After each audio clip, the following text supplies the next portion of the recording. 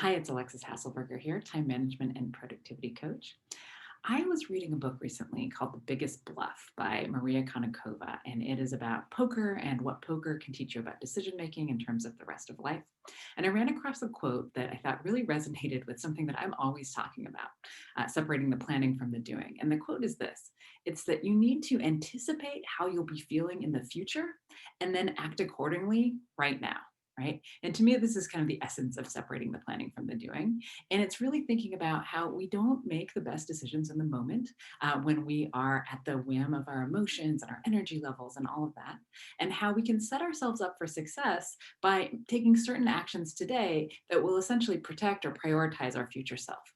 And so I was thinking about, how does this play out in a number of different ways in our lives? And, a couple of things came to mind. So the first one is really just about, temptation, right? And how we often are trying to use our willpower to resist temptation, like notifications on our phone, right? We know that the second we get that notification, we're going to feel that siren call. We're not going to be able to look away. We're going to have to check it. We also know that on average, when we're interrupted or distracted, it takes us 23 minutes to get back to what we were doing, right? So this is not a great thing for us. But we also know that we're not going to be able to resist it. So, what can we do? We can, in fact, turn off our notifications now so that we are not in that temptation situation later, right? So, we're essentially thinking about our future selves and now we're acting accordingly right now, right? There are other ways that this plays out as well. So in habit building, I work a lot with people around building habits and breaking habits. And one of the things that comes up over and over is that a really solid strategy for both building habits and breaking habits is to create an if-then plan, a solid if-then plan. So if, I experience this trigger, or I'm in this situation, I am going to do X, Y, or Z. Simple example would be just biting our nails, right? Let's say that we bite our nails when we're nervous, when we're anxious, etc.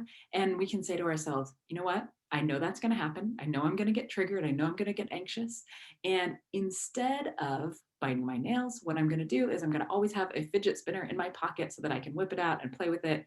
And that will be the thing that occupies my hands instead of putting them into my mouth to bite my nails, right? So coming up with an if then plan about what you'll do. You're again anticipating how you're going to feel later, and you're making a plan today to combat that, right? There are other ways that we can think about this as well. So there is this phenomenon called temporal discounting that you may have heard of. And it's really just about how we value what's in front of us right now more than we value things in the future, right? Whether that's right or not. And it's usually not. And so a very simple example of this is that if you offer someone $100 today or $150 in a year, they will almost always take the $100 today, right? We value what's in front of us right now more than the thing that comes later. This shows up with procrastination all the time, right? We consistently answer the email that comes in right to us right now instead of working on that big project, right? We are valuing the thing that's in front of us, that shiny object, more than the thing that is due later, but maybe more important than that, right? So setting yourself up for success may mean putting some protected time on your calendar for the big thing, the big project that you're working on, whatever that is. Maybe it's going to take a few months or a year. You need to dedicate the time for that, and protecting that time every day on your schedule from the notifications and the other things that might arise. Because we know that in the moment, we are going to do the thing that's in front of us. We're going to talk to the person that's in front of us. We're going to answer the email, answer the text, etc. And soon enough, we're not going to have any time for the thing that may be more important, but that's due later. And then finally, I think this bears out most often in something that I'm just talking about all the time, which is about our task lists and our workload, and really separating the planning from the doing. And so, thinking about end of day planning, this is something I suggest for all of my clients. It's something that I do every single day, and it is just that at the end of the day, I am making a plan for tomorrow. Right? I'm looking at my calendar. I'm looking at my task list. I am making sure that it's reasonable, that I have time for the things that I've set to do, that they're still the right things to do. And I'm making a plan for when I'm going to do them. And in this way, when I get to tomorrow, I don't have to rely on willpower. I don't have to rely on motivation because I just start executing. I've already made the plan. I've made the plan right now when I'm thinking through things and I'm being strategic, and I'm not relying on, how I'm going to feel at 10 a.m. tomorrow. Am I going to want to do this thing or not? I might not want to do it, But if I've already made the plan, then I just do it and I don't think about if I don't want to do it or if I do want to do it or not, right?